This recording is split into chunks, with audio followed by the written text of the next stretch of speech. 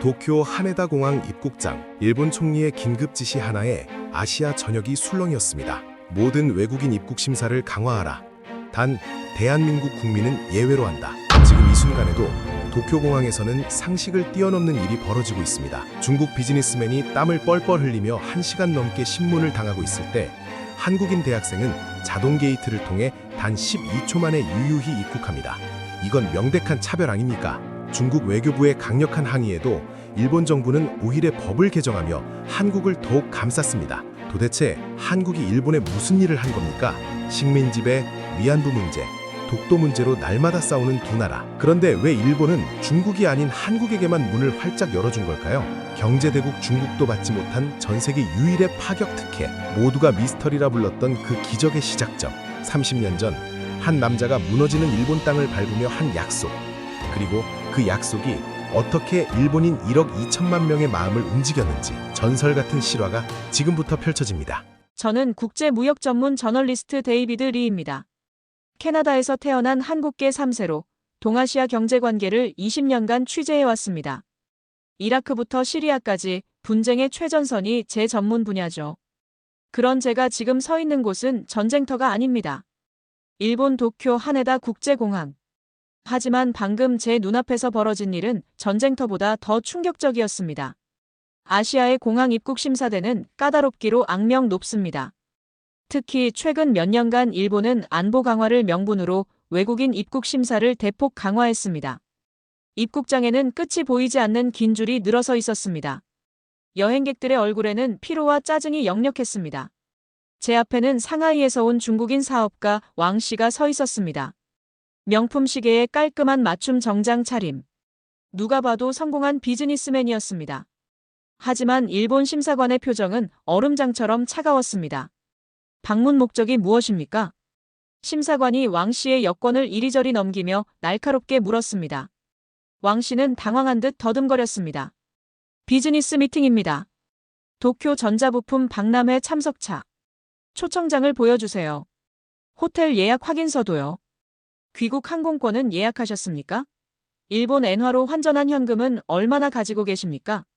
질문은 끝이 없었습니다. 심사관은 왕 씨의 서류 가방을 열게 했고 노트북까지 켜서 확인했습니다. 마치 잠재적 범죄자를 다루는 듯한 태도였습니다. 왕 씨의 이마에는 식은땀이 송글송글 맺혔습니다.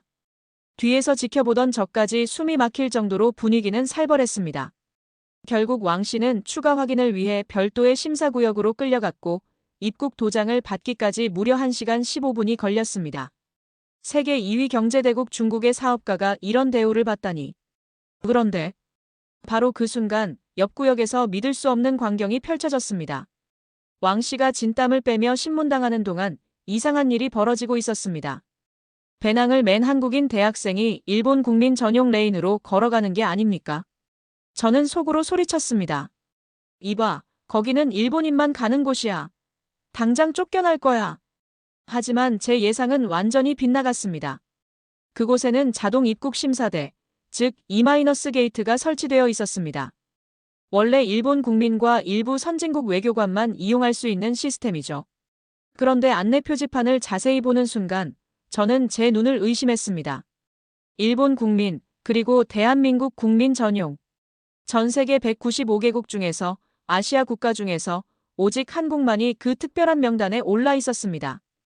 한국인 학생은 익숙한 듯 여권을 스캐너에 올려놓자 게이트가 열렸습니다. 안면 인식 카메라가 얼굴을 스캔했습니다. 환영합니다. 기계음이 울리고 두 번째 게이트가 열리는데 걸린 시간 단 12초.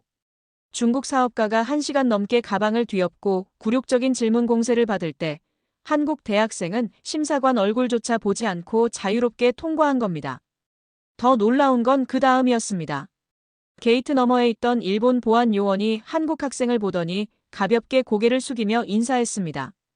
이건 단순한 우호관계를 넘어선 뭔가였습니다. 중국인도 심지어 미국인조차도 줄을 서야 하는 일본 공항에서 한국인만 일본인과 똑같은 대우를 받다니. 저는 호기심을 참지 못하고 제 차례가 되었을 때 심사관에게 물었습니다. 실례지만 하나만 여쭤봐도 될까요?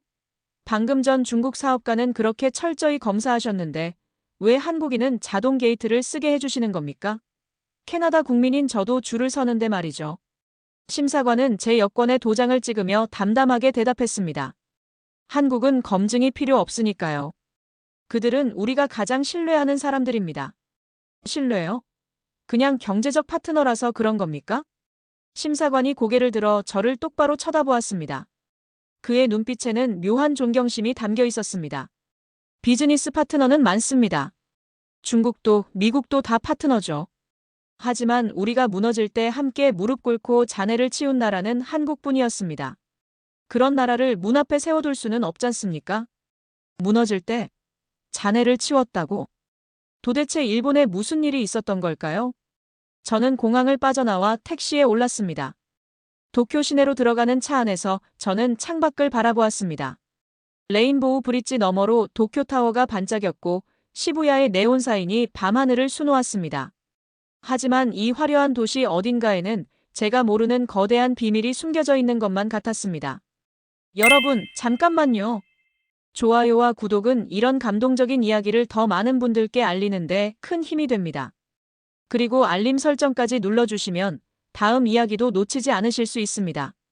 그럼 이제 30년 전 그 놀라운 여정의 시작으로 함께 가보시죠.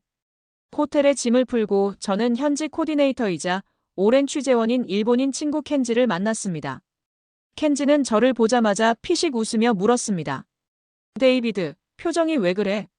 또 무슨 음모론이라도 켄 얼굴이네. 저는 고개를 저으며 말했습니다. 음모론이 아니야, 켄지. 오늘 공항에서 정말 이상한 일을 봤어. 중국인은 1시간, 한국인은 12초. 도대체 왜 일본이 한국인에게만 저런 특별 대우를 해주는 거야? 제가 공항에서의 일을 이야기하자 켄지는 맥주 한 모금을 들이키며 씁쓸하게 웃었습니다. 데이비드, 너는 서방 언론 출신이니까 이해하기 힘들 수도 있어. 하지만 우리 일본인들에게 한국은 단순한 이웃나라가 아니야. 우리가 자존심을 잃었을 때 유일하게 그 자존심을 다시 세워준 나라거든. 자존심을 세워줬다고? 켄지의 말은 점점 더 미스터리했습니다. 이 이야기를 이해하려면 시계를 30년 전으로 돌려야 해. 1990년대 초반 일본 경제가 무너지기 시작했을 때로 말이야. 켄지가 스마트폰을 꺼내 옛날 신문 사진을 보여줬습니다. 1991년 도쿄 증시 대폭락. 1992년 대형 은행들 연쇄 파산. 일본의 잃어버린 10년이 시작되던 순간이었습니다. 그때 일본은 정말 절망적이었어. 1980년대까지만 해도 우리는 재팬 에즈 넘버원이라며 미국도 두려워하던 경제 대국이었지. 하지만 거품이 터지면서 모든 게 무너졌어. 켄지의 눈빛이 흔들렸습니다. 특히 큐슈 지역 제조업이 큰 타격을 받았지. 나가사키, 기타 큐슈의 조선소와 철강 공장들이 줄줄이 문을 닫았어. 평생을 기술자로 살아온 장인들이 하루아침에 일자리를 잃었지. 그는 마치 그 시절의 막막함을 다시 느끼는 듯 했습니다. 서방 기업들의 반응은 차가웠어. 독일 기업들은 일본은 끝났다며 투자금을 회수했고 미국 기업들은 버블에 속았다며 등을 돌렸지. 중국 기업들은? 그들은 우리의 어려움을 비웃으며 이제 우리 시대다라고 했어. 켄지가 주먹을 꽉 쥐었습니다. 우리는 버려졌어, 완전히. 기술은 있는데 돈이 없고 자존심은 있는데 파트너가 없었지. 세계는 우리를 몰락한 거인으로만 봤어. 언제 완전히 무너질지 모르는 위험한 투자처로 말이야. 그런데 그때 한국 기업 하나가 우리에게 손을 내밀었어. 저는 직감했습니다. 바로 그 순간이 역사가 바뀐 지점이라는 것을. 그 한국 기업의 담당자가 누구였는지 아니? 김태준. 당시 40대 초반의 젊은 임원이었지. 김태준. 그 이름이 이 모든 미스터리의 열쇠였습니다. 다음 날, 저는 켄지의 소개로 규슈 나가사키로 향했습니다. 신칸센을 타고 5시간. 도쿄의 화려함과는 다른 조용하지만 단단한 도시가 눈앞에 펼쳐졌습니다. 그곳에서 저는 마침내 그를 만났습니다. 지금은 70세가 된 김태준 전무. 백발이 성성하지만 눈빛만큼은 여전히 형했습니다. 저는 그에게 단도직입적으로 물었습니다. 전무님, 왜 하필 일본이었습니까? 90년대 초반 일본은 침몰하는 배였잖아요. 모두가 도망치던 그곳에 왜 들어가신 겁니까? 김태준 전무는 낡은 가죽 서류 가방을 꺼내 천천히 열었습니다. 솔직히 말하면 처음에는 저도 반대했습니다. 본사 임원들도 모두 미쳤다고 했죠. 일본은 역사 문제도 있고 경제도 무너지는 판인데 왜 거기 가냐고요. 그런데 이 문서를 보고 생각이 바뀌었습니다. 그가 꺼낸 것은 1992년 봄 일본 큐슈 경제진흥청이 보낸 투자 유치 제안서였습니다. 종이는 누렇게 바랬지만 타자기로 친 일본어 문장은 선명했습니다. 우리는 자선을 구하는 것이 아닙니다. 우리는 다시 일어서고 싶습니다. 우리에게는 100년이 넘는 장인 정신이 있습니다. 기회만 주신다면 우리는 최고의 파트너가 되겠습니다. 김태준 전무의 목소리가 잠시 떨렸습니다. 그 문장을 보는 순간 저는 1960년대 한국을 봤습니다. 6.25 전쟁으로 모든 게 무너진 나라. 가진 건 맨주먹뿐이었지만 우리도 할 수 있다. 기회만 달라고 전 세계를 돌며 호소하던 우리 선배들의 모습이 겹쳐 보였죠. 그 절박함이 저를 움직였습니다. 김태준 전무는 당시를 회상하며 창밖을 바라보았습니다. 제가 나가사키 조선소에 처음 현장 실사를 갔을 때였습니다. 일본 공무원 다나카 켄지 씨가 저를 안내했죠. 엄청 추운 겨울이었는데 난방도 안 되는 폐공장이었어요. 입김이 새하얗게 나올 정도였죠. 다나카 씨는 덜덜 떨면서도 멈춰선 컨베이어 벨트를 가리키며 열정적으로 설명했습니다. 다나카의 목소리가 들리는 듯 했습니다. 이 라인은 조금만 손보면 바로 돌아갑니다. 여기 기술자들은 세계 최고 수준입니다. 제발 우리 기술자들을 믿어주십시오. 하지만 상황은 정말 최악이었습니다.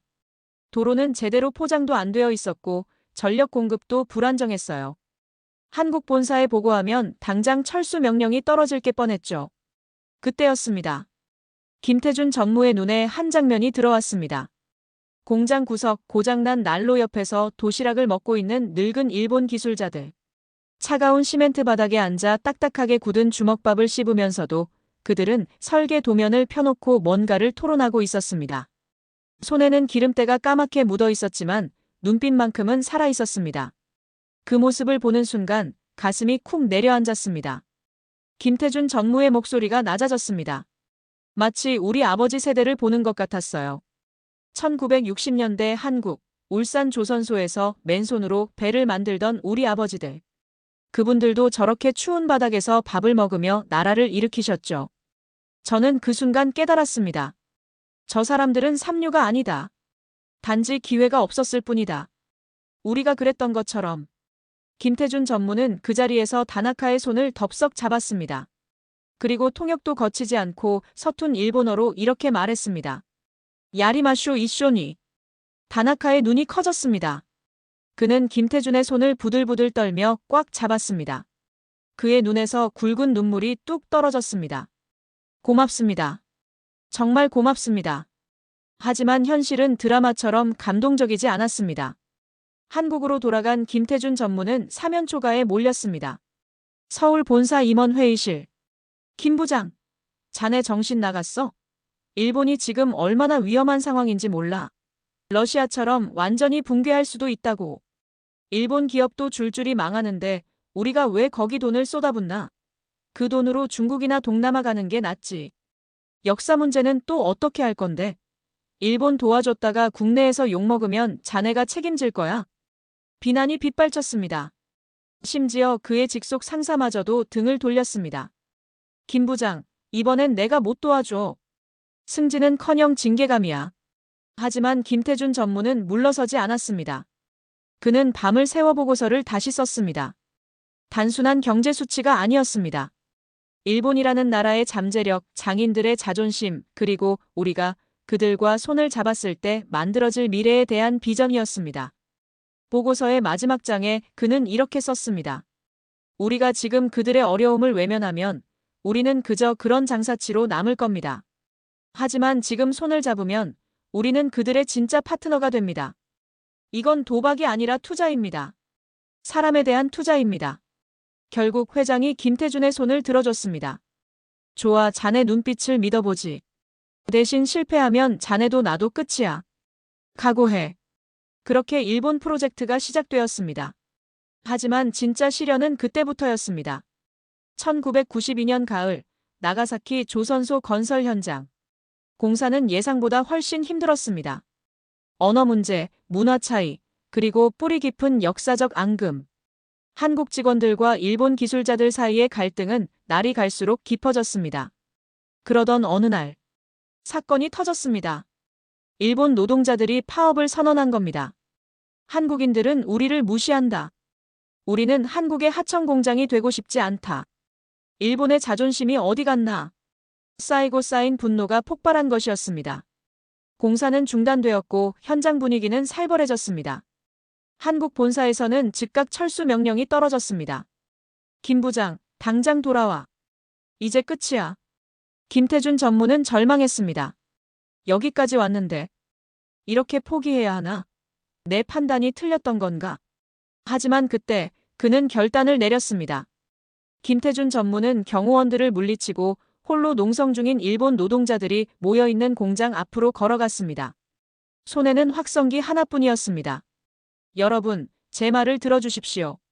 성난 일본 노동자들이 그를 에워쌌습니다. 돌이 날아올 수도 있는 상황이었습니다. 김태준 전무는 떨리는 목소리로 그러나 단호하게 외쳤습니다. 저는 여러분을 무시하러 온 게 아닙니다. 저도 가난한 나라에서 왔습니다. 제 아버지도 조선소에서 평생을 바쳤습니다. 그의 일본어는 서툴렀지만 진심은 통했습니다. 그래서 압니다. 무시당하는 게 얼마나 서러운지. 기술은 있는데 인정받지 못하는 게 얼마나 분한지. 김태준 전무는 입고 있던 양복 재킷을 벗어던졌습니다. 그리고 셔츠 소매를 걷어붙였습니다. 저는 오늘부터 여러분과 똑같이 먹고 똑같이 자고 똑같이 일하겠습니다. 군중이 술렁였습니다. 제가 여러분을 속인다면 저를 이 공장 바닥에 묻으셔도 좋습니다. 하지만 우리가 성공한다면 여러분은 세계 최고의 대우를 받게 될 겁니다. 제 목숨을 걸고 약속합니다. 그날부터 김태준 전무는 정말로 현장 컨테이너 숙소에서 먹고 잤습니다. 새벽 5시에 일어나 일본 노동자들에게 따뜻한 녹차를 타주었고 용접도 함께 했습니다. 처음에는 쇼하는 거 아니야? 라고 비웃던 사람들도 일주일이 지나고 한 달이 지나자 마음을 열기 시작했습니다. 저 한국인 진짜네. 우리를 무시하는 게 아니라 정말 동료로 대하는구나. 그리고 기적 같은 일이 벌어졌습니다. 공사 속도가 빨라지기 시작한 겁니다. 일본 기술자들이 자발적으로 야근을 자청했고 젊은 노동자들은 밤을 새워 용접 기술을 한국 직원들에게 가르쳤습니다. 미스터 김, 우리가 보여드리겠습니다. 일본 장인의 기술을. 예정보다 2달이나 빨리 공장 1차 라인이 완공되던 날. 나가사키 하늘에는 태극기와 일장기가 나란히 휘날렸습니다. 완공식 날, 다나카 켄지가 김태준을 껴안고 펑펑 울었습니다. 고맙습니다. 우리를 믿어줘서 정말 고맙습니다. 이제 우리는 다시 일어설 수 있습니다. 그것이 시작이었습니다. 나가사키 공장은 큐슈 경제 부활의 상징이 되었고 한일 협력의 모델이 되었습니다. 하지만 이것은 단순한 비즈니스 성공담이 아니었습니다. 진짜 시험은 3년 뒤에 찾아왔습니다. 1995년 1월 17일 새벽 5시 46분. 일본 고베. 규모 7.3의 거대한 지진이 간사이 지역을 강타했습니다. 6,434명이 목숨을 잃었고 10만 채가 넘는 건물이 무너졌습니다. 전기와 수도가 끊겼고 도시는 순식간에 지옥으로 변했습니다. 당시 일본에 진출해 있던 모든 외국 기업들에게 비상이 걸렸습니다. 독일, 프랑스, 미국 기업들은 지진 경보가 발령되자마자 전세기를 띄워 직원들을 긴급 철수시켰습니다. 중국 기업들? 그들은 심지어 일본 현지 직원들에게 당분간 공장 폐쇄라는 팩스 한 장만 보내고 사라졌습니다. 당연한 일이었습니다. 목숨이 중요하니까요. 외국인들이 일본을 위해 목숨을 걸 이유는 없었으니까요. 그런데 딱 한 곳, 한 기업만 달랐습니다. 김태준 전무는 그날 새벽 나가사키 공장 숙소에서 지진 속보를 봤습니다. TV 화면에는 무너진 고베의 처참한 모습이 생중계되고 있었습니다. 그의 휴대전화가 울렸습니다. 한국 본사였습니다. 김 전무, 지금 TV 보고 있어? 일본이 난리야. 당장 직원들 데리고 한국으로 돌아와. 여진이 계속되고 있어. 더 큰 게 올 수도 있다고. 공장은 보험 처리하고 사람부터 구해. 본사의 명령은 명확했습니다. 즉각 철수. 김태준 전무는 전화를 끊고 한국인 직원 25명과 일본인 직원 300명을 공장 광장에 모았습니다. 모두가 불안에 떨고 있었습니다. 김태준 전무가 입을 열었습니다. 본사에서는 우리 보고 떠나라고 합니다. 장내가 술렁였습니다. 하지만 김태준 전무의 목소리가 떨렸습니다. 하지만 저는 못 갑니다. 정적이 흘렀습니다. 지금 고베에서 300km 떨어진 이곳도 피해를 입었습니다. 우리 일본 직원 여러분의 가족들이 지금 무너진 건물 속에 갇혀 있을지도 모릅니다. 김태준 전무는 일본 직원들을 둘러보았습니다. 다나카 씨, 사토 씨, 아오키 씨. 여러분의 가족들이 저 재난 속에 있습니다. 그의 눈에서 눈물이 흘렀습니다. 우리가 만드는 기계는 다시 만들 수 있습니다. 하지만 사람은 다시 만들 수 없습니다. 김태준 전무는 단호하게 선언했습니다. 저는 남아서 여러분과 함께 가족을 찾겠습니다. 한국으로 돌아가고 싶은 사람은 가세요. 말리지 않겠습니다. 침묵이 흘렀습니다. 긴 침묵. 그때 한국인 막내 직원 하나가 조용히 헬멧을 다시 썼습니다. 전무님 혼자 두고 가면 저 한국 가서 무슨 낯으로 밥을 먹습니까? 저도 남겠습니다. 저도요. 저도 남겠습니다. 그날 한국인 직원 25명 전원이 일본에 남았습니다. 그들은 공장에 있던 굴착기, 지게차, 발전기를 모조리 트럭에 실었습니다. 회사 창고에 비축해둔 생수와 식량을 털어 실었습니다. 그리고 고베로 향했습니다. 무너진 고속도로를 우회해서 12시간을 달려서 고베에 도착한 김태준 팀이 본 광경은 그야말로 지옥이었습니다. 아파트가 팬케이크처럼 납작하게 무너져 있었고 사람들의 비명소리가 사방에서 들렸습니다. 일본 소방대는 이미 지쳐 있었습니다. 더 이상 장비가 없습니다. 구조가 불가능합니다. 바로 그때였습니다. 굉음과 함께 한국팀의 중장비들이 나타났습니다. 일본 소방대원들이 눈을 의심했습니다. 저 사람들은 한국에서 왔습니다. 김태준 전무가 일본어로 외쳤습니다. 어디부터 시작하면 됩니까? 일본 소방대장이 눈물을 글썽이며 가리켰습니다. 저기. 저 아파트 3층에 어린아이가 갇혀 있습니다. 하지만 건물이 너무 불안정해서. 알겠습니다. 김태준 팀은 죽음을 무릅쓰고 무너진 건물 안으로 들어갔습니다. 여진이 계속되는 와중에 4시간 동안의 사투 끝에 그들은 6살 일본 여자아이를 구해냈습니다. 아이의 어머니 사토 유키코가 딸을 안고 무릎을 꿇었습니다. 아리가토. 아리가토 고자이마스. 그녀는 김태준의 손을 잡고 펑펑 울었습니다. 한국 직원들도 일본 소방관들도 그 자리에 있던 모든 사람들이 함께 울었습니다. 그날 밤 NHK 9시 뉴스. 앵커의 목소리가 떨렸습니다. 오늘 고베 현장에서 한국 기업 직원들이 우리 아이들을 구하고 있습니다. 그들은 본국의 철수 명령을 거부하고 우리와 함께 남았습니다. 카메라는 흙투성이가 된 김태준의 얼굴을 비췄습니다. 기자가 물었습니다. 왜 이렇게까지 하십니까? 당신의 나라도 아닌데 왜 목숨을 거십니까? 김태준 전무는 땀과 흙이 범벅이 된 얼굴로 웃으며 대답했습니다. 우리도 겪어봐서 압니다. 전쟁으로 모든 걸 잃었을 때의 슬픔이 어떤 건지. 비가 그치면 해는 다시 뜹니다. 그때까지 함께 버팁시다. 그 영상은 일본 전역에 방송되었습니다. 일본 국민들은 충격에 빠졌습니다. 식민 지배의 가해자였던 일본. 그 일본이 무너졌을 때 피해자였던 한국이 달려와 손을 내밀다니. 김태준 팀은 2주 동안 고베에 남아 구조 작업을 도왔습니다. 그 과정에서 김태준 전무는 무너진 건물에서 한 일본 노인을 구하다가 떨어지는 콘크리트에 맞아 다리에 중상을 입었습니다.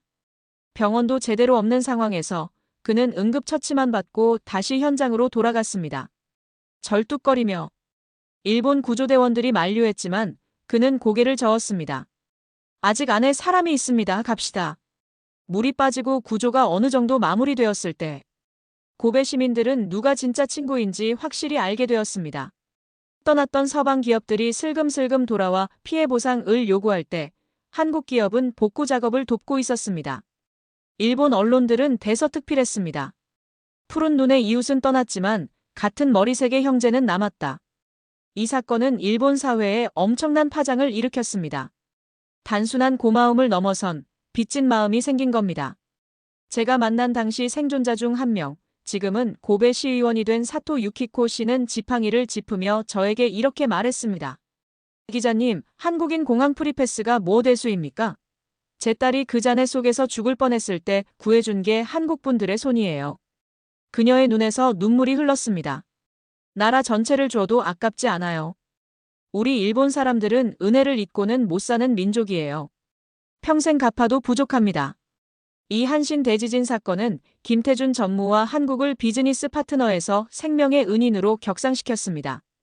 그리고 이 전설 같은 이야기는 부모 세대에서 자식 세대로 입에서 입으로 전해지며 새로운 현상을 만들어내기 시작했습니다. 바로 일본 젊은이들 사이에 한국에 대한 동경. 단순히 K-POP이 좋아서가 아니었습니다. 저렇게 멋진 사람들이 사는 나라는 어떤 곳일까? 근원적인 존경심이 일본 청년들의 마음을 흔들기 시작한 겁니다. 하지만 김태준 전무가 일본에서 영웅 대접을 받는 동안 지구 반대편 서울의 한 가정은 소리 없이 무너져 내리고 있었습니다.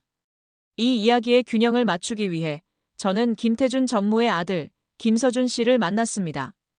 현재 33세, 서울의 한 게임 회사에서 팀장으로 일하는 평범한 직장인입니다. 서울 강남의 한 카페에서 만난 서준 씨의 표정은 아버지 이름을 꺼내자마자 싸늘하게 식었습니다. 저널리스트님, 아버지가 일본에서 영웅이라고요? 글쎄요. 저한테는 그냥 남입니다. 아니, 남보다 못한 존재죠. 서준 씨의 목소리에는 깊은 원망이 서려 있었습니다. 제 기억 속에 아버지는 늘 출장 중이었습니다. 초등학교 입학식 때도 졸업식 때도 제 생일에도 아버지는 없었어요. 그의 눈빛이 흔들렸습니다. 운동회 날 다른 친구들은 아빠 등에 업혀서 달리기를 하는데 저는 엄마 손만 잡고 구석에 서 있었죠. 친구들이 너네 아빠는 어디 있냐고 물으면 저는 거짓말을 해야 했어요. 아빠는 중요한 일 하러 가셨어라고요. 하지만 머리가 크고 나서는 알았죠. 아버지는 우리를 버리고 일본이라는 나라와 결혼한 거라는 걸. 김태준 전무가 고베에 잔해를 치우고 있을 때 어린 서준은 서울의 집 대문 앞에서 밤늦도록 아버지를 기다리다 잠들곤 했습니다.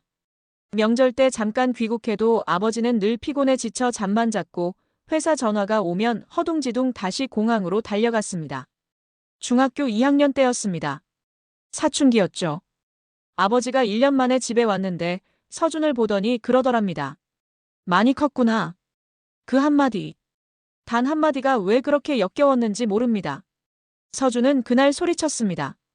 아빠가 나에 대해 뭘 알아요? 내 키가 몇인지, 내가 뭘 좋아하는지 알기는 해요. 그냥 일본 가서 평생 사세요.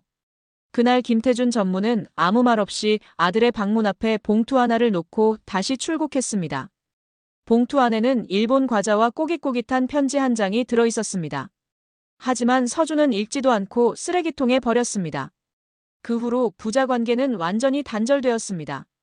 그렇게 15년이 흘렀습니다. 서준은 30대가 되었고 게임 회사의 팀장이 되었습니다. 그리고 아이러니하게도 그는 일본 문화를 사랑하는 일본 덕후가 되어 있었습니다.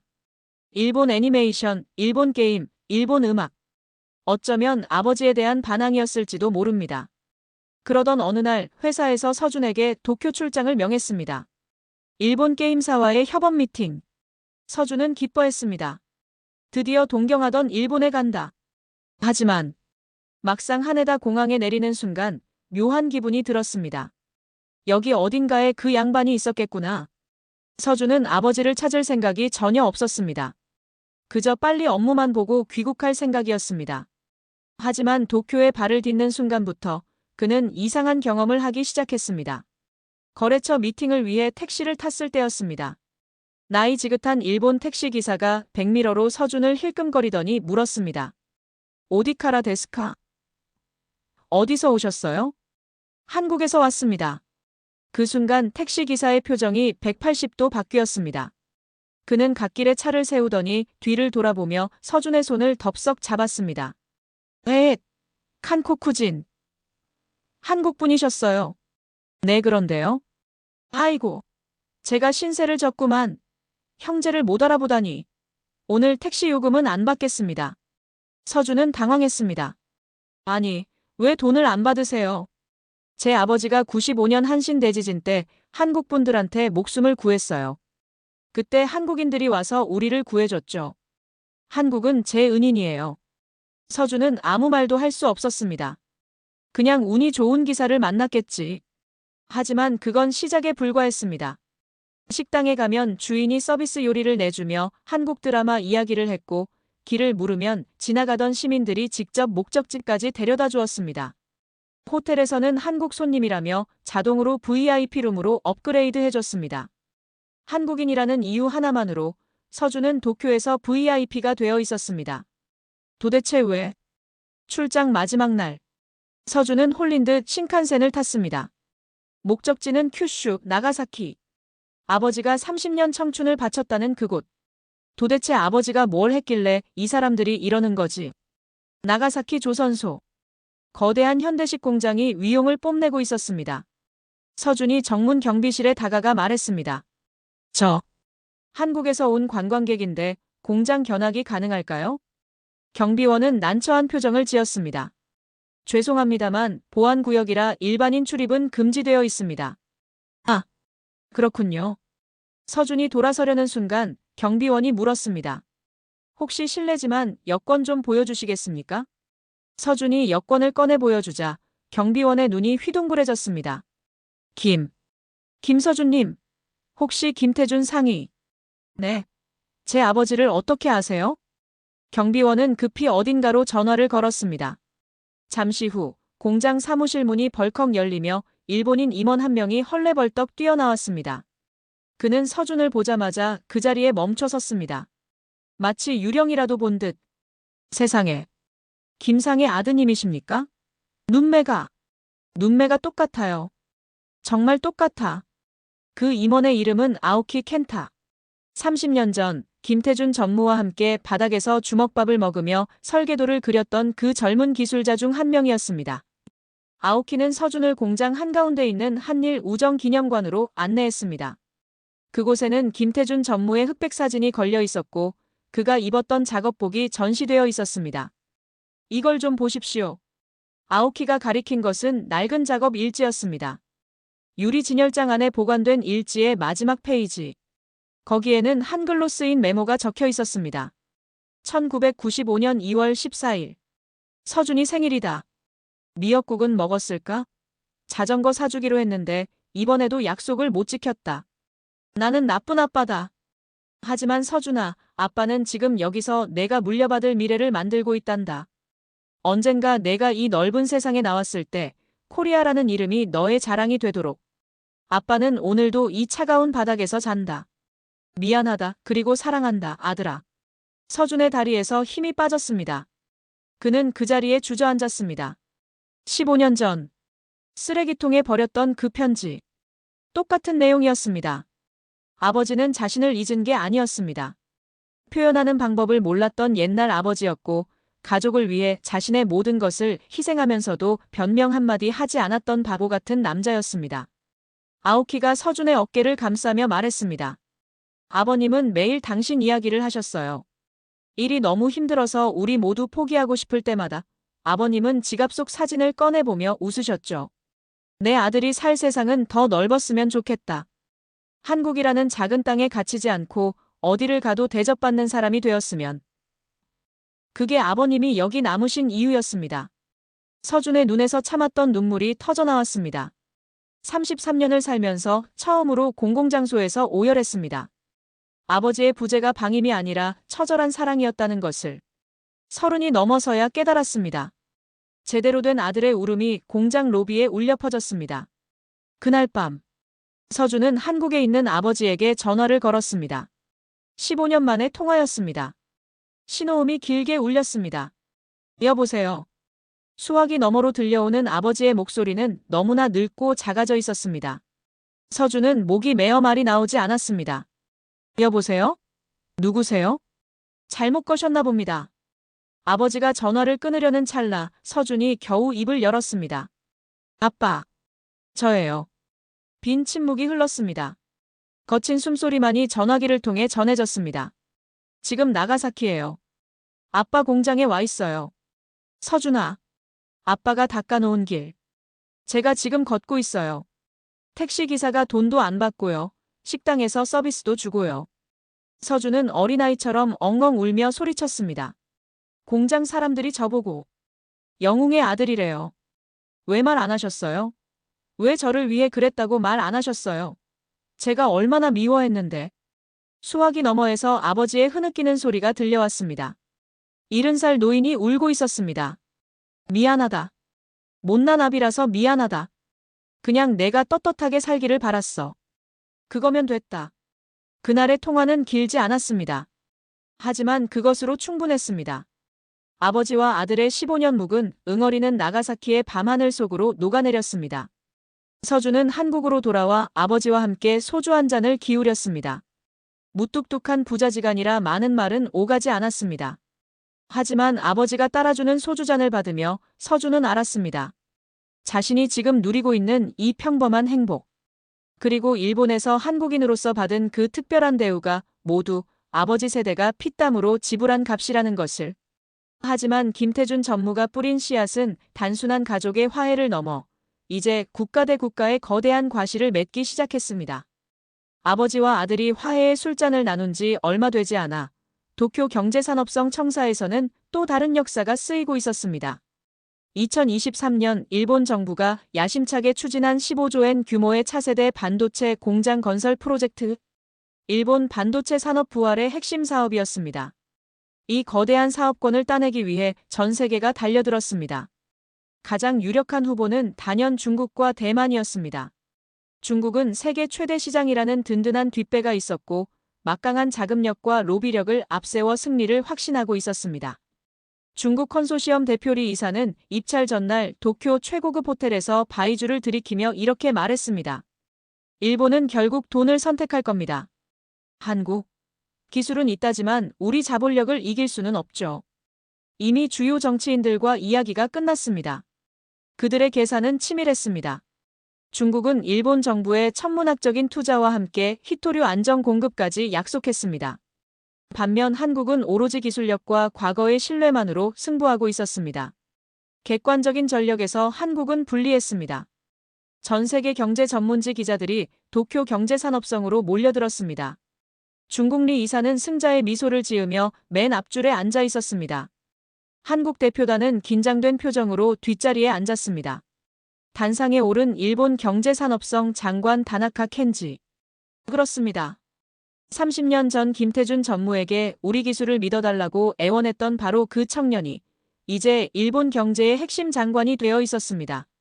다나카 장관은 마이크를 잡고 잠시 침묵했습니다. 정적 속에서 그가 입을 열었습니다. 우리는 오늘 일본 반도체 산업의 미래를 함께할 파트너를 발표합니다. 우리의 선택 기준은 단 하나였습니다. 다나카 장관의 시선이 중국 대표단을 지나쳐 한국 대표단에게 꽂혔습니다. 누가 가장 오랫동안 우리를 믿어주었는가? 이번 프로젝트의 우선 협상 대상자로 대한민국 컨소시엄을 선정합니다. 장내가 술렁였습니다. 중국 리 이사가 자리를 박차고 일어났습니다. 이해할 수 없습니다. 장관님. 도대체 무슨 이유입니까? 우리가 제시한 금액이 한국보다 훨씬 유리한 조건이었습니다. 이건 불공정합니다. 다나카 장관은 차가운 눈으로 리 이사를 내려다보았습니다. 그리고 마이크에 대고 전 세계가 들을 수 있도록 또박또박 말했습니다. 불공정이라고요? 천만의 말씀입니다. 이건 가장 공정한 결과입니다. 다나카 장관은 품에서 낡은 사진 한 장을 꺼냈습니다. 1995년 고베 대지진 현장. 김태준 전무가 일본 아이를 안고 있는 그 사진이었습니다. 중국은 계산기를 두드리며 이익을 따질 때 한국은 맨손으로 와서 우리와 함께 눈물을 흘렸습니다. 30년 전 모두가 우리를 버리고 떠날 때 유일하게 남아 우리 아이들을 구한 게 누구였습니까? 장관은 목소리를 높였습니다. 이 사진 속 한국인들은 우리에게 기술만 가르쳐준 게 아닙니다. 자존심을 되돌려줬습니다. 다시 일어설 수 있다는 용기를 줬습니다. 신뢰란 하루아침에 돈으로 살 수 있는 게 아닙니다. 30년이라는 세월이 쌓여 만들어진 겁니다. 다나카 장관의 눈에서 눈물이 흘렀습니다. 중국이 제시한 돈은 갚으면 끝입니다. 하지만 한국이 보여준 신의는 무엇으로도 갚을 수 없습니다.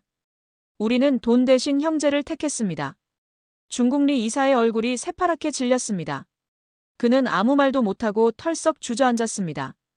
대만 대표단도 고개를 숙이고 조용히 회의장을 빠져나갔습니다. 그것은 돈의 논리를 뛰어넘은 진심의 승리였습니다.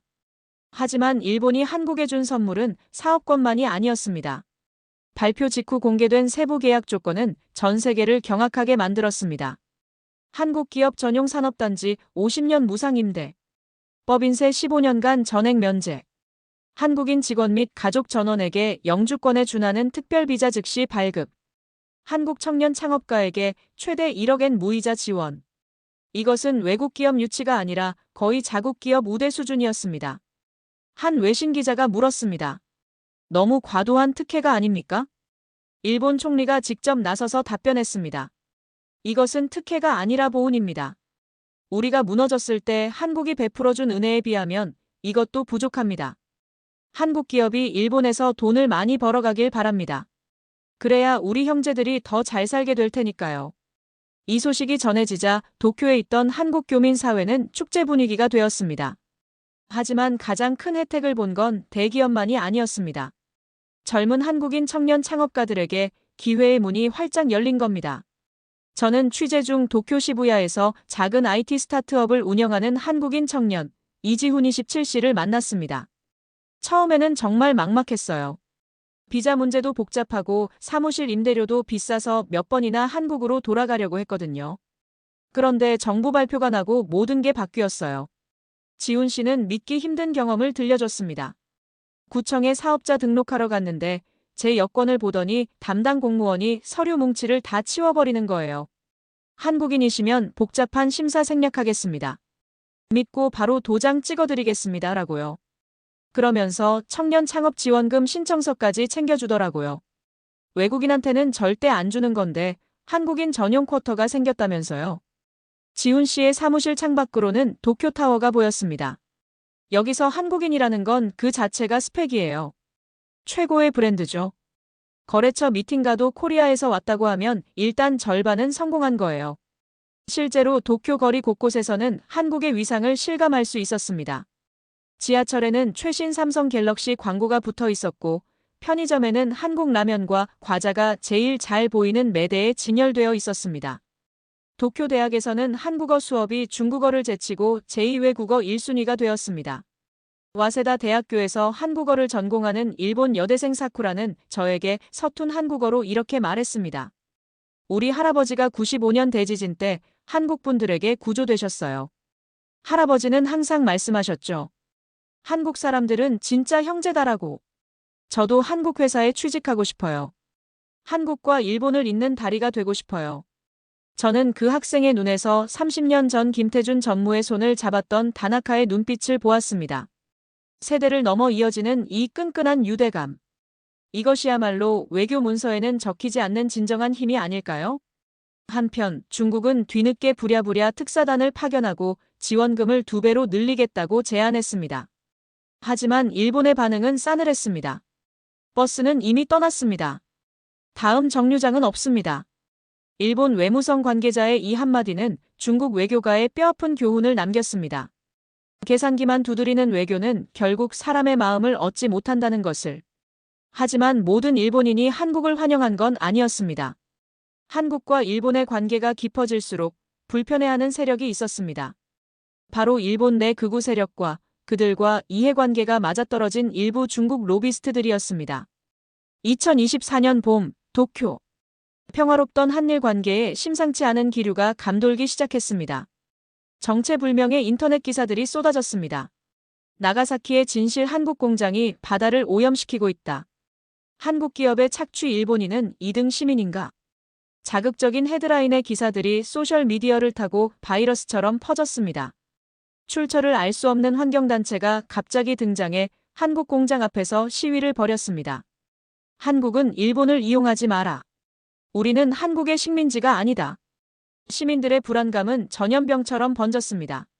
저는 저널리스트의 직감으로 이 사태의 배후를 추적했습니다. 그리고 그 끝에서 베이징에 주소를 둔 한 재단과 연결된 자금 흐름을 발견했습니다. 그들은 일본의 삼류 언론사와 급조된 시민단체에 거액의 후원금을 뿌리고 있었습니다.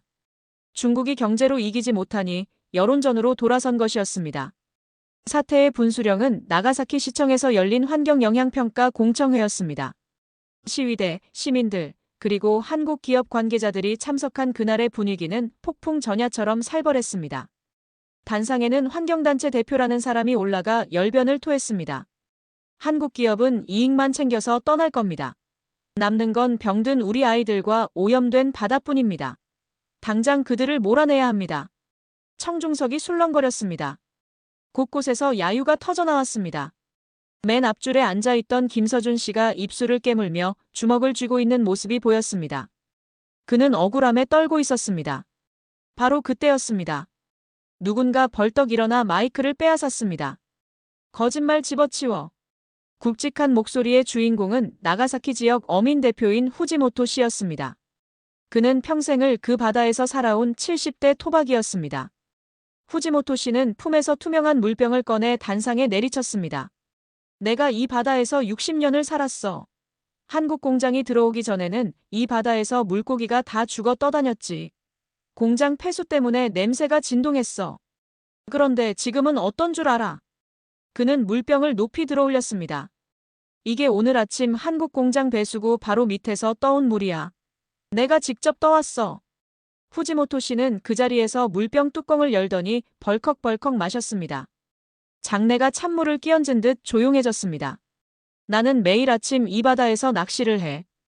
1급수에서만 산다는 참돔이 돌아왔단 말이야. 한국 사람들은 공장 짓기 전에 정화시설부터 만들었어.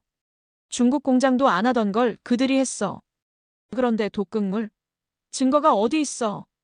후지모토 씨의 호통에 환경단체 대표는 얼굴이 새빨개져서 아무 말도 못했습니다. 이어서 나가사키 조선소 노동조합 위원장 요시다 씨가 마이크를 잡았습니다. 그는 중국 로비가 퍼뜨린 고용 착취 루머를 정면으로 반박했습니다. 한국인이 우리 일자리를 뺏는다고? 웃기지 마. 중국 기업이 여기 왔을 때 그들은 관리자 전부 중국인으로 채웠어. 우리는 평생 나사나 조이는 취급을 받았지. 하지만 한국은 달라. 지금 우리 공장 관리자의 85%가 일본 사람이야. 그들은 우리에게 기술을 가르쳐주고 승진 기회를 줬어. 요시다 씨는 청중석을 향해 소리쳤습니다. 내 아들도 지금 팀장으로 일하고 있다. 누가 진짜 우리를 위하는지 아직도 모르겠나. 우리 형제들을 이간질하려는 더러운 돈놀이에 속지 마라. 순간 청중석에서 박수가 터져나왔습니다. 한 사람, 두 사람. 시작된 박수는 곧 거대한 함성이 되어 공청회장을 뒤흔들었습니다. 한국. 시민들이 연호하기 시작했습니다. 돈 받고 온 시위대는 슬금슬금 뒷문으로 도망쳤고 중국 로비스트로 추정되던 양복 입은 남자들은 고개를 숙인 채 황급히 자리를 떴습니다. 그날 저녁 NHK는 이 사건을 대대적으로 보도했습니다. 진실은 가라앉지 않는다. 시민들이 지켜낸 한일 우정. 이 사건은 오히려 전화위복이 되었습니다. 한국에 대한 막연한 호감이 검증된 신뢰로 더욱 단단해진 것입니다. 중국의 비열한 공작은 일본인들의 자존심을 건드린 꼴이 되었고 역풍을 맞았습니다. 일본 정부는 기다렸다는 듯이 추가 조치를 발표했습니다. 우리의 파트너를 훼손하려는 세력에 경고합니다. 앞으로 근거 없는 가짜뉴스를 유포하는 단체나 외국 자금을 받은 조직은 일본 내 활동을 영구히 금지할 것입니다. 사실상 중국을 겨냥한 최후 통첩이었습니다. 공청회가 끝나고 저는 김서준 씨를 만났습니다. 그는 눈시울이 붉어진 채 웃고 있었습니다. 데이비드 씨, 아버지가 왜 이곳을 떠나지 못했는지 이제 알 것 같아요. 여기는 그냥 외국이 아니에요. 우리를 믿어주는 사람들이 있는 또 하나의 고향이에요. 서준은 스마트폰을 꺼내 문자 메시지를 보여줬습니다. 후지모토 할아버지가 보낸 메시지였습니다. 서준, 쫄지 마라. 우리가 너희 뒤에 있다. 너희 아버지가 우리를 지켰듯이 이제는 우리가 너희를 지킨다. 이 사건 이후 한국과 일본의 관계는 단순한 경제 파트너를 넘어섰습니다. 피를 나누지 않아도 형제가 될 수 있다는 것을 보여준 살아있는 역사가 된 것입니다. 시간은 어느덧 흘러 김태준 전무가 일본 땅을 밟은 지 33년이 되던 해. 70세 노인이 된 그는 이제 모든 것을 내려놓고 한국으로 돌아가기로 결심했습니다. 이제 쉴 때가 됐어. 고향에 가서 손주들 재롱이나 보면서 살아야지. 서준이 놈이 하도 들어오라고 성화니까. 김태준 전무는 짐을 정리했습니다. 33년을 일본에서 보냈지만 그의 짐은 놀랍도록 단출했습니다. 낡은 가방 2개와 사진첩, 그리고 일본 정부로부터 받은 훈장들. 그게 전부였습니다. 귀국 날짜가 잡히자 나가사키 시청에서 연락이 왔습니다. 소박한 송별식을 하계속 오후 940고 싶다는 것이었습니다. 김태준 전무는 극구 사양했지만 일본 측의 간곡한 부탁에 못 이겨 수락했습니다. 하지만 그가 예상했던 소박한 송별식은 거짓말이었습니다. 출국 당일, 하네다 공항으로 가는 길, 도심을 빠져나가는 고속도로변에는 태극기와 일장기가 나란히 걸려 펄럭이고 있었습니다. 김태준 전무는 오늘이 무슨 국경일인가 했습니다. 공항에 도착했을 때 그는 자신의 눈을 의심했습니다. 공항 로비가 인파로 가득 차 발 디딜 틈이 없었습니다. 검은 양복을 입은 정부 관료들뿐만이 아니었습니다. 작업복을 입은 나가사키 조선소 노동자들, 한국어를 배우는 일본 대학생들, 한복을 입은 제1교포들, 그리고 1995년 대지진 때 김태준에게 구조된 생존자들까지 수천 명의 사람들이 그를 기다리고 있었습니다. 김태준 전무가 차에서 내리자 거대한 함성이 터져나왔습니다. 감사합니다, 김상. 고맙습니다. 사랑합니다. 군중 속에서 한 노인이 걸어 나왔습니다. 다나카 켄지. 30년 전 차가운 공장에서 김태준에게 우리를 믿어달라고 애원했던 그 청년이 이제는 지팡이를 짚은 노인이 되어 있었습니다. 그의 손에는 훈장이 아닌 낡은 안전모 하나가 들려 있었습니다. 도진, 기억하나? 우리가 처음 만난 날 자네가 썼던 그 안전모. 다나카가 안전모를 건네자 김태준의 손이 떨렸습니다. 30년 전의 기름때와 땀방울이 그대로 배어있는 그 모자는 어떤 황금 훈장보다 빛나 보였습니다. 자네는 우리에게 공장을 지어준 게 아니야. 자존심을 찾아줬지. 빵을 준 게 아니라 희망을 줬어. 다나카가 김태준을 껴안고 오열했습니다. 친구여. 자네는 영원한 일본인이야. 무뚝뚝하기로 유명한 김태준의 눈에서도 뜨거운 눈물이 흘러내렸습니다. 두 노인의 포옹을 보며 공항에 모인 수천 명의 시민들도 함께 울었습니다. 그때 안내방송이 울려 퍼졌습니다. 대한항공 서울행 K2704편 탑승을 시작합니다. 김태준 전무가 출국장으로 향하자 기적 같은 일이 벌어졌습니다. 수천 명의 인파가 홍해가 갈라지듯 길을 터주었고 그들은 누가 시키지도 않았는데 노래를 부르기 시작했습니다. 아리랑, 아리랑 아리랑 아라리요. 서툰 일본어 발음이었지만 그 울림은 그 어떤 합창보다 웅장했습니다. 일본인들이 부르는 아리랑이 하네다 공항의 높은 천장을 울렸고 김태준 전무의 가슴을 울렸습니다. 그는 몇 번이나 뒤를 돌아보며 손을 흔들었습니다. 고맙습니다. 잊지 않겠습니다. 제 마음의 반은 이곳에 두고 갑니다. 비행기에 탑승한 후 기내 방송이 나왔습니다. 승객 여러분, 기장입니다. 오늘 우리 비행기에는 아주 특별한 손님이 타고 계십니다. 대한민국과 일본의 우정을 만든 산증인 김태준 선생님을 모시게 되어 영광입니다. 선생님, 편안히 모시겠습니다. 승객들의 박수 갈채 속에 비행기는 이륙했습니다. 창밖으로 멀어지는 도쿄의 불빛들. 김태준 전무는 조용히 눈을 감았습니다. 그가 떠난 후에도 일본에는 그의 유산이 생생하게 살아 숨쉬고 있습니다. 저는 귀국 전 마지막으로 도쿄 시내를 취재했습니다. 김태준 전무가 떠난 빈자리는 공허하지 않았습니다. 오히려 더 단단한 믿음으로 채워져 있었습니다. 도쿄 하네다 공항 입국 심사장. 여전히 와 표지판이 붙어 있었습니다. 이 표지판은 언제까지 붙어 있을까요? 제 질문에 일본 공항 직원은 의아하다는 표정으로 대답했습니다. 언제까지라니요? 영원히요. 한국은 우리 가족이니까요. 가족 사진을 떼어내는 집이 어디 있습니까? 도쿄 거리의 풍경도 마찬가지였습니다. 한국인 관광객이 지도를 보며 헤매고 있으면 지나가던 일본 시민들이 먼저 다가와 길을 알려주었고 식당에서는 한국인에게 덤을 주는 것이 문화처럼 자리 잡았습니다. 저는 우연히 20대 일본 청년 사업가 아오키 유타를 만났습니다. 그는 한국 스타트업과 협업하여 도쿄의 친환경 에너지 사업을 하고 있었습니다. 김태준 선생님 이야기는 전설이죠. 우리 세대는 그 전설을 이어받아 새로운 역사를 쓰고 있어요. 한국의 기술과 일본의 장인 정신이 만나면 세계 최고가 될 수 있어요. 우리는 서로를 가장 잘 이해하니까요. 유타는 자신의 스마트폰 배경화면을 보여주었습니다. 한글로 형제라고 적힌 캘리그래피였습니다. 이거 제가 직접 쓴 거예요. 한국 파트너에게 선물했더니 너무 좋아하더라고요. 비즈니스요? 아니에요. 우리는 친구처럼 일해요. 그의 말에서 저는 확신을 얻었습니다. 김태준 전무의 33년은 헛되지 않았습니다. 그는 단순히 공장을 짓고 돈을 번 게 아니라 사람의 마음을 얻었습니다. 그리고 그 마음은 세대를 넘어 전해지고 있었습니다. 한 사람의 진심이 한 나라를 움직이고 결국 두 나라의 운명을 바꿨습니다.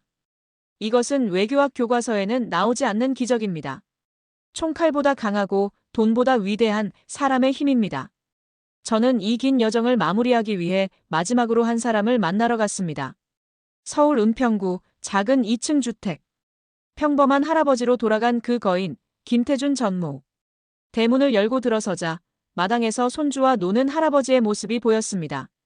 낡은 트레이닝복에 슬리퍼를 신고 한 손에는 손주의 장난감 로봇을 든 영락없는 동네 할아버지였습니다. 먼 길 오느라 고생했습니다. 데이비드 기자. 들어오시죠. 보리차라도 한잔하고 가세요. 마당 평상에 마주 앉았습니다. 전무님, 일본이 그립지 않으십니까?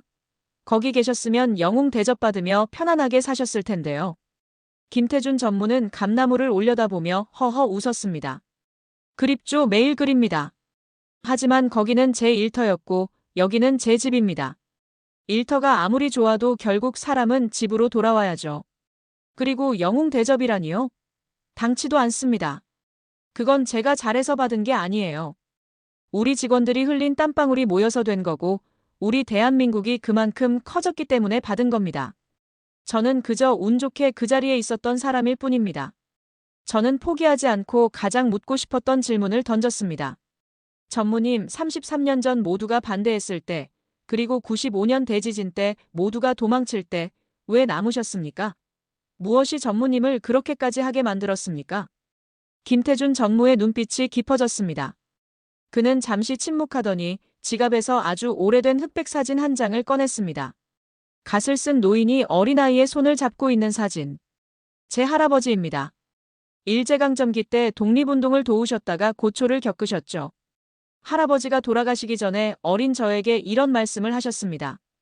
김태준 전무의 목소리가 낮아졌습니다. 태준아, 사람이든 나라든 가장 서러울 때가 언제인 줄 아느냐? 배고플 때가 아니다. 무시당할 때다. 이름이 있어도 불러주지 않고 집이 있어도 주인 대접 못 받는 서러움. 그게 제일 아픈 거다. 나중에 내가 커서 누군가를 돕게 된다면 빵을 주기 전에 먼저 그 사람의 이름을 불러주고 손을 잡아줘라. 그게 진짜 돕는 거다. 김태준 전무의 목소리가 떨렸습니다. 일본에 처음 갔을 때 그들의 눈에서 우리 할아버지의 눈을 봤습니다. 강대국 틈바구니에서 무시당하고 자존심까지 짓밟힌 그 눈빛이요. 그래서 외면할 수가 없었습니다. 그들에게 돈만 던져주고 떠나는 장사치가 되고 싶지 않았어요. 친구가 되고 싶었습니다. 친구는 비가 온다고 도망가지 않으니까요. 그의 진심이 제 가슴을 울렸습니다. 후회는 없으십니까? 가족과 떨어져 지낸 시간들, 고생했던 기억들. 김태준 전무가 단호하게 고개를 저었습니다. 후회라니요? 천만에요. 제 아들 서준이가 그러더군요. 일본에 갔더니 한국인이라는 이유만으로 택시비도 안 받고 식당에서 공짜 밥을 주더라고.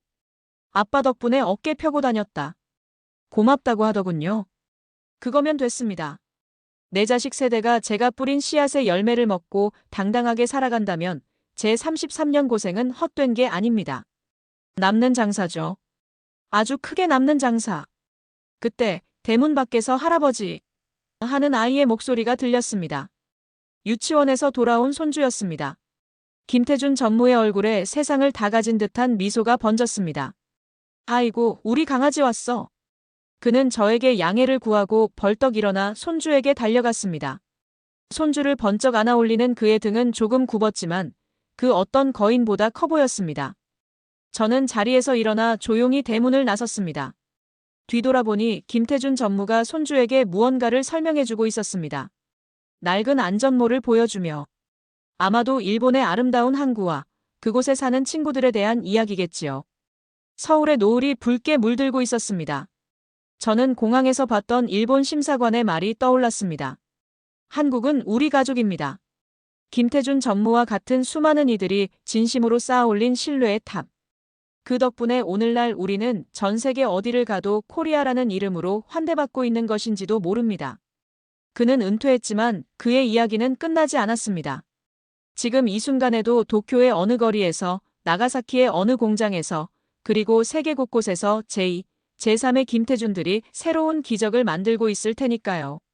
진정한 외교란 무엇일까요? 힘으로 누르는 것일까요? 돈으로 사는 것일까요? 아닙니다. 가장 힘들 때 곁에 있어주는 것. 상대방의 존엄을 지켜주는 것. 그것이 대한민국이 일본에게 보여준 21세기의 새로운 힘입니다. 여러분, 지금까지 전 세계에서 유일하게 한국인만 누린다는 일본의 VIP 혜택과 그 뒤에 숨겨진 한 남자의 위대한 33년 여정, 어떠셨나요? 화려한 빌딩이나 숫자보다 더 값진 것. 바로 세계가 인정한 한국인의 신뢰였습니다. 맨주먹으로 일본 사람들의 마음을 얻어낸 김태준 전무님의 33년 여정이 정말 가슴 뭉클했는데요. 우리가 누리는 이 대우가 선배님들의 헌신 덕분임을 잊지 말아야겠습니다. 지금의 대한민국을 있게 해준 그분들에게 감사의 마음을 담아 댓글창에 감사합니다. 당신들이 영웅입니다 라고 꼭 남겨주세요. 이 감동적인 이야기가 널리 퍼질 수 있게 영상 공유 부탁드립니다. 여러분, 구독, 좋아요 잊지 마세요.